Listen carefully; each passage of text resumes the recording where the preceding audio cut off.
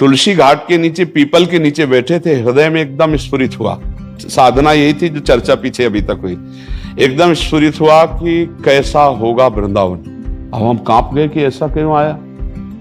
फिर अचानक हमारे पास एक संत आते हैं जो सन्यास धर्म में थे कि काशी में अंध विश्वविद्यालय भाई जी हनुमान प्रसाद पोद्दार का, उसमें रास हो रही, आप चलिए। तो हमारी अरुचि थी, क्योंकि हमारा चिंतन नहीं था, हमारा मतलब वेदांत में थे। हाँ, वो सब मतलब कुछ भी हो ऐसा, मतलब हमें नहीं कुछ देखना। वो तो उन्होंने कहा क्या जाता है, बैठे बैठे आंख मूंदे बैठे हो, चलो ना वहां। तो हमें लगा कि संत हैं, महादेव जी ने भेजा है, चलो चलते। जो ही रास देखा तो इसमें कोई ज्ञान काम नहीं किया। आपको बताएं, जो हम अभी ज्ञान वर्णन कर रहे हैं, ये ज्ञान काम नहीं किया। 1 महीना देखने के बाद पहली बार जिंदगी में आंसू आए। नहीं, आंसू नहीं आए। किसके लिए आंसू? किसके लिए? किसके लिए? कोई हो तो रहे, समझ रहे। उस समय ज्ञान काम नहीं किया, बस हृदय में आया कि अब रास कैसे देखने को मिले। तो जो श्री राम शर्मा आचार्य थे, उनके चरणों में कि आप हमको अपने साथ रख लीजिए और जहां जहां रास होगी जो सेवा करेंगे हम करेंगे, आप रख। तो उनका बाबा तू एक बार वृंदावन आ जा।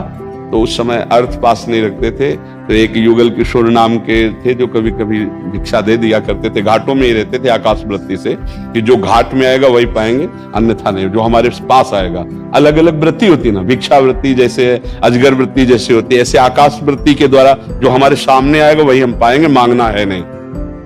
उनसे कहा हमें वृंदावन भेज दीजिए। जब वृंदावन में आए, किसी से कोई परिचय नहीं, बस हृदय से कि हे विश्वनाथ जी, यदि आपने हमें वृंदावन भेजा तो मुझे मार्ग दीजिए। तो एक दिन एक सखी गाती हुई जाती, प्रिया बदन छवि चंद्र मनो प्रीतम नयन चकोर। हम एक जैसे कोई बावरा हो जाता है, ये इसमें ज्ञान काम नहीं करता, पक्का समझा। उसके नजदीक गए, हमका एक ग्रंथ कहाँ मिलेगा जो आप गा रहे हो। तो लाल वस्त्र में थे। उनका ए बाबा तेरे बस की बात ना है। हमका क्यों हमारे बस की बात नहीं, हमें बहुत प्रिय लग रहा है, आप हमको कहीं से। बोले बिना इनका हुए तुम इनकी बात नहीं समझ सकते हो। कैसे हुआ जाता है? बिल्कुल सत्य, किसी संत का संग नहीं। कैसे हुआ जाता है? उन्होंने कहा कि राधा वल्लभ जी में जो गोसाई जी हैं, उनके पास जाओ, उनसे बात करो। बस परिक्रमा पूरी की, गए गोसाई जी, उन्होंने कहा राधा वल्लभ जी का बनना पड़ेगा, हमका बना दीजिए।